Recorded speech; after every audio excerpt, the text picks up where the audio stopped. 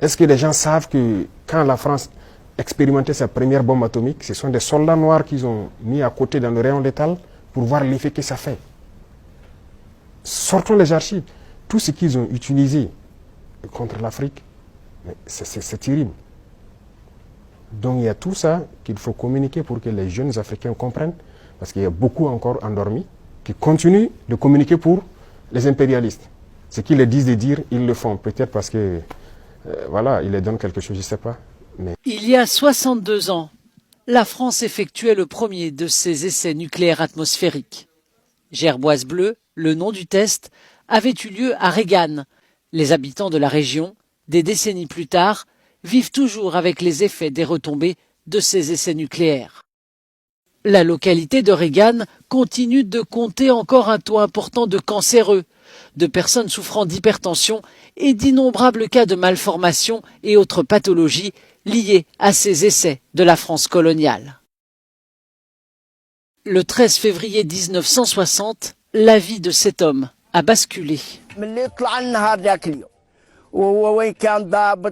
Après ce jour-là, tous les Français ont quitté la région en avion pour la France, pendant que nous, on restait là.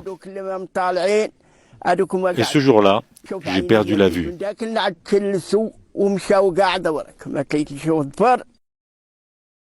Les essais nucléaires dans le désert ont duré 6 ans, jusqu'en 1966. Un fardeau insurmontable pour leurs parents. Mes deux fils sont handicapés moteurs, je m'en suis toujours occupé, mais aujourd'hui j'ai besoin d'aide.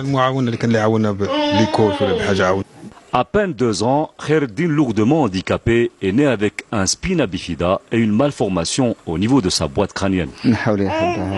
On lui a enlevé la tumeur du dos et on lui a mis en place une valve dans son cerveau avec une canule qui descend jusqu'au bas du ventre pour drainer le liquide en surplus dans le cerveau et empêcher ainsi l'augmentation du volume de la tête.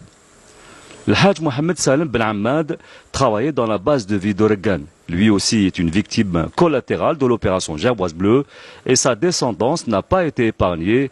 5 enfants, tous nés handicapés mentaux, à l'instar de Jamila, 30 ans, ou encore de son jeune frère.